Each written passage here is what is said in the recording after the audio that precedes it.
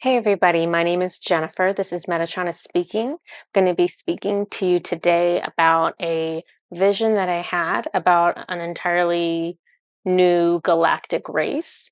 And some interesting things happened, and I want to use this as uh, a teaching moment for all of us. So, my experience was that I was seeing a Martian for the first time, a being from Mars, a Martian. So it was a male energy. He was short, he had olive green skin, big black eyes. He showed me their language. It looked like Arabic. So it did kind of look similar to kind of like ancient Earth languages. He showed me his hands. He has 7 fingers on each of his hands, but he only has 5 toes on each of his feet. And then he was fun. He came over to my arm, like my arm was out, and it was crazy. He came over to it and he was like doing this on my arm, like he was playing a piano, and music was coming out. So I was like, what is this? What are you doing? Like, does this mean something? And he was showing me that no, this is just like to be silly. This is just for entertainment. It's just to like emphasize communication between them. It's not doesn't like quote mean anything per se. Um, it's like having a soundtrack to your life, which whew, I would love that. It feels like this planet, Mars, is where humanity's love of musicals come from. They are 5D. It makes me realize that humanity has a long way to go in their ascension because if Martians are 5D and they know how to manipulate my energy field to make music, we're a long ways from that. As just like a general skill for everyone to know how to do. We're a long ways from that. Um, but at any rate, yeah, when I first, I don't know, it hasn't been very long. In the last year and a half, however long it's been that I've been aware of this spiritual world and this just everything that people say about the spiritual world out on the internet.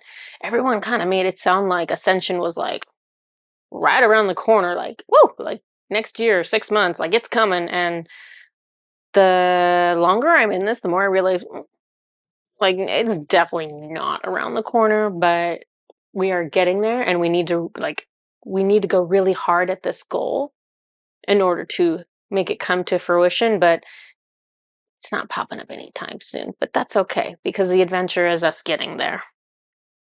So, this oh, I forgot to tell you that part. So, he told me his name. So, he wanted me to call him Sai, S-Y, Sai.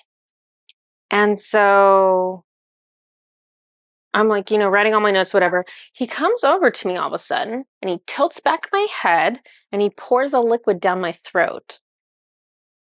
And some of you know from watching me, I have Nordic god Odin always immediately to my right. He is he's like my protector. It's funny, I have a protector actually on my right and my left because that's how my life is in the spiritual world. I need it on my right and my left.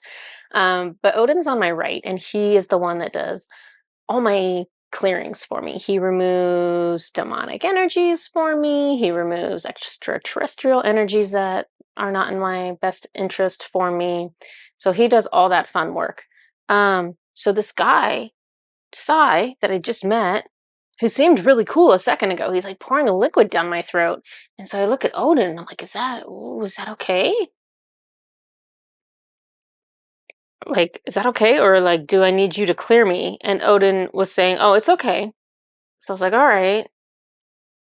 So I look at Sai and he has mixed me a drink. He hands me a martini.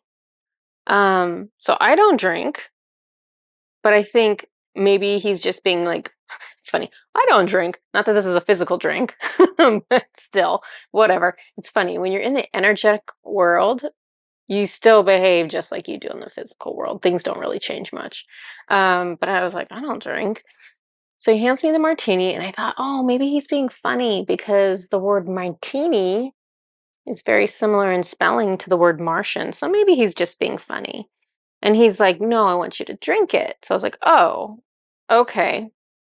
So in my mind, I'm like, well, Odin said this guy's fine. So I drink this martini energetically, and I eat the olive energetically, and I don't feel anything until my chest, I feel it like start opening up, and things that look like gargoyles start flying out, which that sounds strange for anyone else, but in my life, I guess that's pretty standard. I don't know. I've never seen that in particular, but there's always weird things in me that are exiting. Um, so they were like light gray, and some of them were red. And after they left, I felt a little better after that. I had been kind of grouchy lately, so I was like, oh, well, that's probably why I had these, whatever those entities were, demonic, is what I'm understanding. So then I asked Sai, I was like, oh, so are you a healer on your planet? Since he just kind of did like a healing type thing for me. And he says, no, a bartender. I was like, oh, okay, you have a sense of humor. Like you're like you must be like Metatron. You have a sense of humor. And then I asked him, do they really have martinis on Mars? And he says, yes, they do.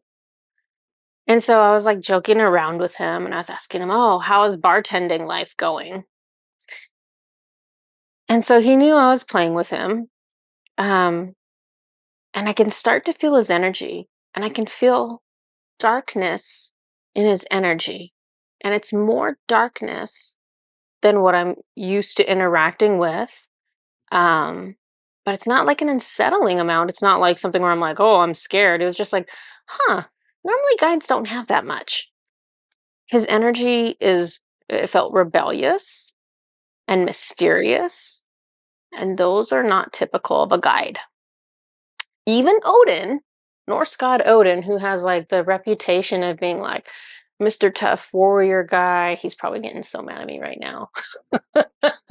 I should be careful what I say about him. But I mean, isn't that true? Isn't that like that's your right? Yeah, that's his reputation or whatever you want to call it. What he's known for, the myth about him, is he's this super tough guy and whatnot. But even Odin, if you can feel Odin's energy, um, it's like, yeah, he's kind of quiet. Yeah, he's serious. But if he likes you, he will give in certain moments, he will give you like that really special love feeling.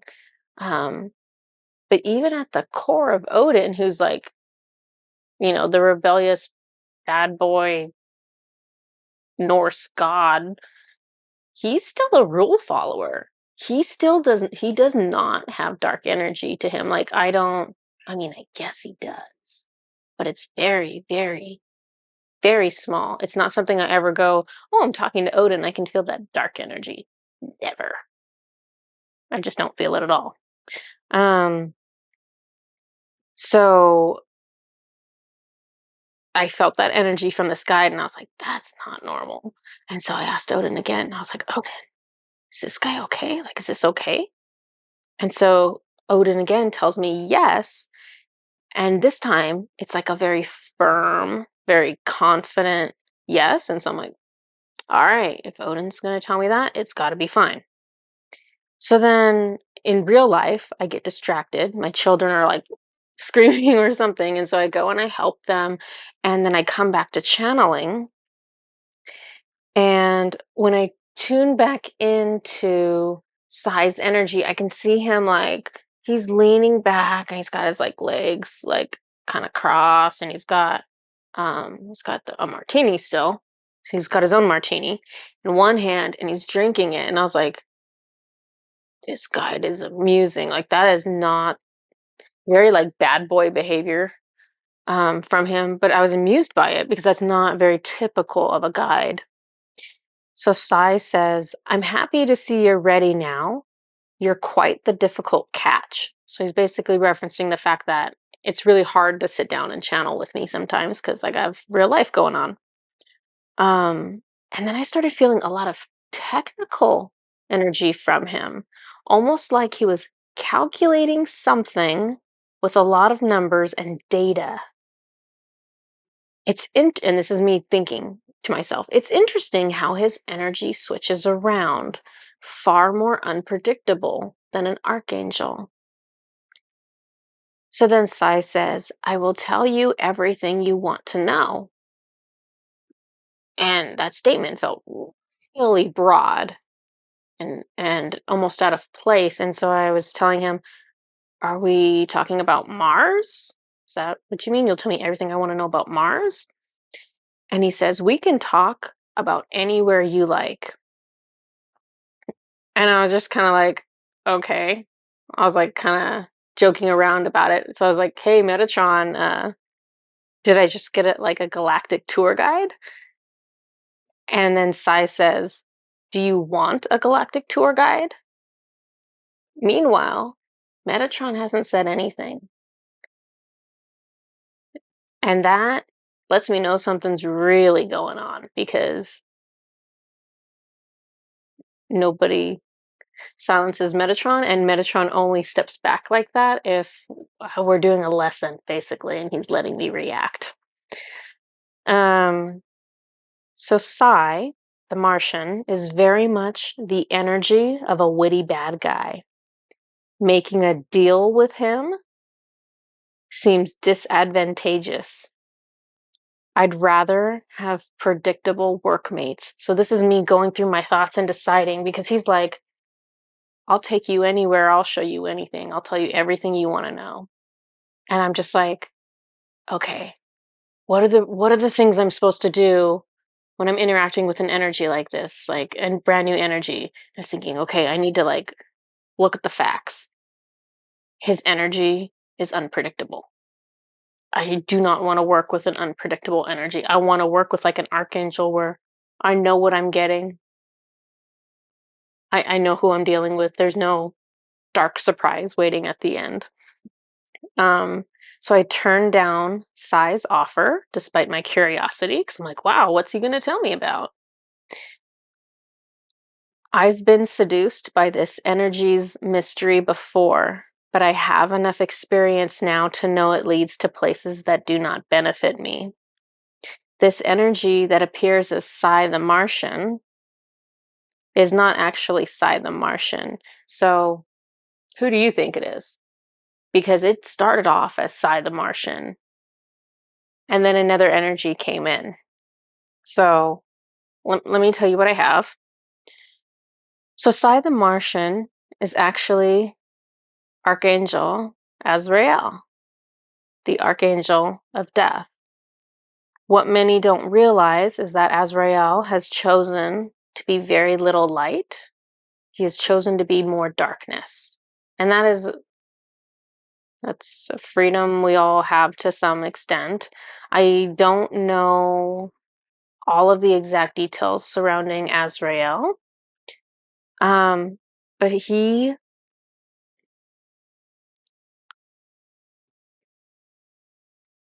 as far as I can tell, I could be wrong, but as far as I can tell, Archangel Azrael, I keep getting validation for it, but it's hard for me to say it. He is the energy that we associate with the devil. He works in the underworld, he works in the astral realm. I've had plenty of interactions with him. He used to be like my best buddy when I first started, and I would talk to him every single day, and he has helped me with stuff. So, this is kind of what I want to talk about because a lot of people think, okay, if you're talking to the devil, if you're interacting with the devil, if you're working with the devil, it's going to be scary or it's going to feel overwhelmingly dark or it's going to feel like this or it's going to feel like that. And it doesn't. Let me tell you what it feels like.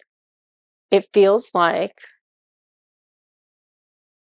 you're working with someone who is a little mysterious and a little charming, and it eventually turns into,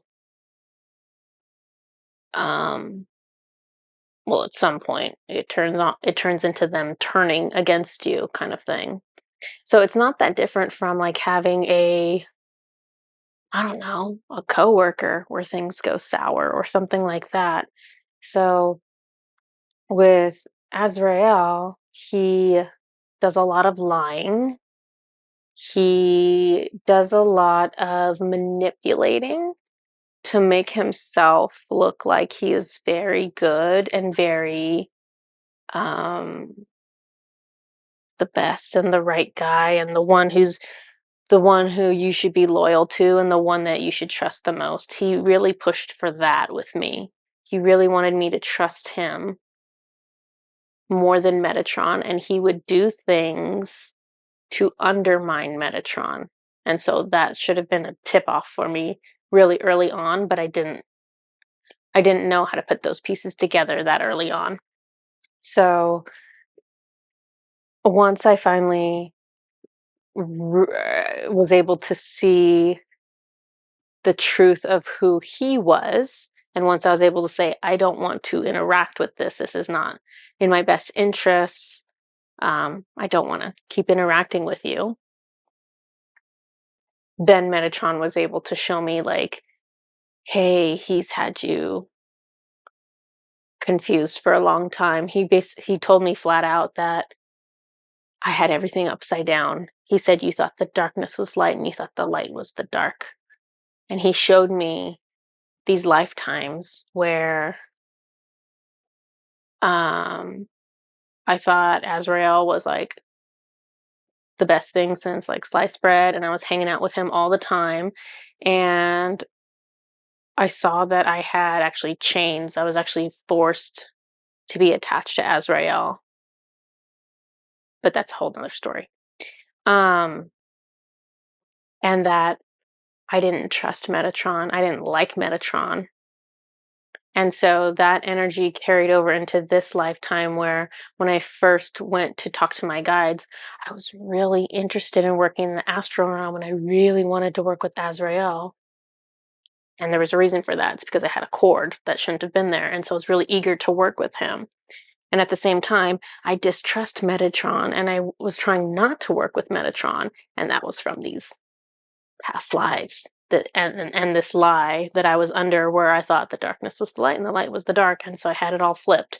Anyhow, um, for the purposes of this story, I just want you to be aware that even the devil,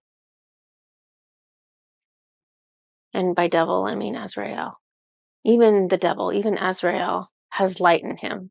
Even Azrael can say nice things and do nice things, although it's probably saying nice things and doing nice things to manipulate to further his own agenda. So that's the difference. And so being aware of that is important when you're interacting with these energies because you're not always going to be knocked over by like, oh my gosh, this is such a dark and frightening energy. Nope. It's probably going to be a really smooth energy, a really like they're trying to convince you of something kind of energy. And as Metatron has taught me by example, not by preaching at me, love does not try to convince you. Love does not try to prove itself and say, look what I've done for you. And that's the Azrael, that's the darkness energy, that's the ego energy. The devil energy is going to be saying, but I've done this for you, but I've helped you here. But what about this? Metatron would never, ever say that to me, ever. Metatron will give and give and give and do and do and do and never need recognition and never talk about it and never anything. So it's just two different energies. Um, Let me see what I have written here and see if there's anything else I wanted to make sure I covered with you guys.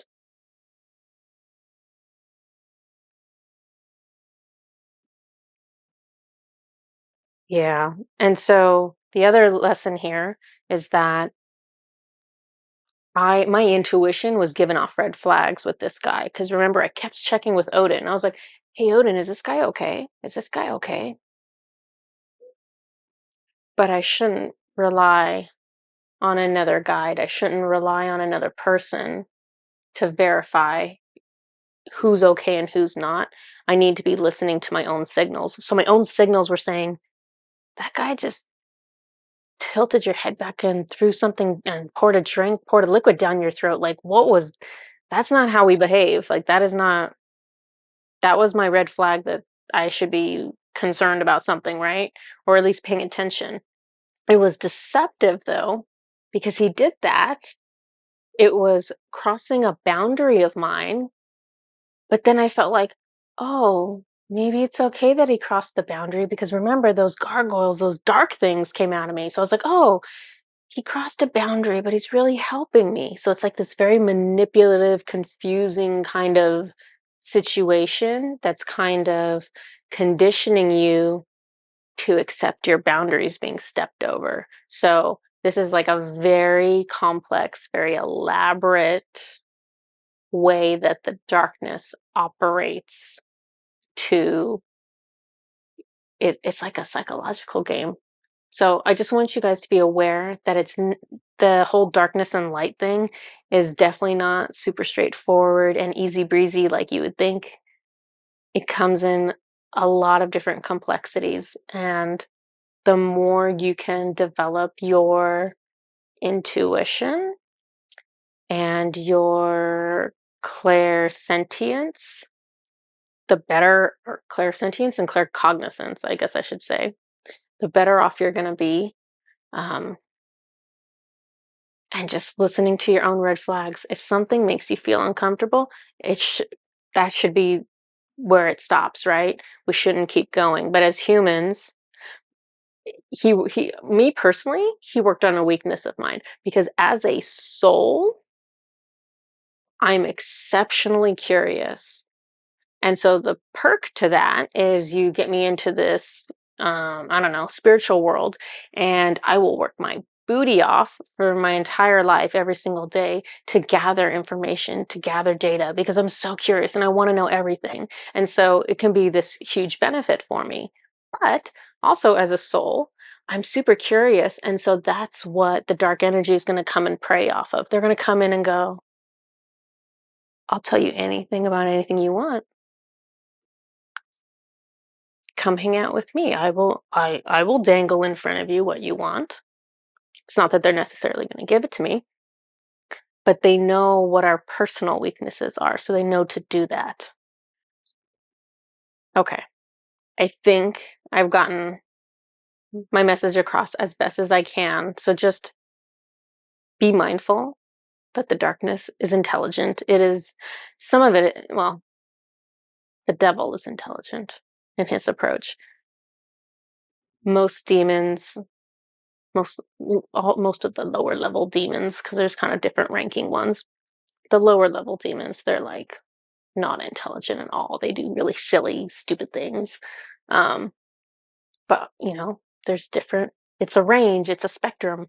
So at the top end of it, it's very calculated, it's very nuanced, and we should all be working towards constantly improving our discernment so that we don't end up in sticky situations. Unfortunately, I learn by doing, so I learn by messing up.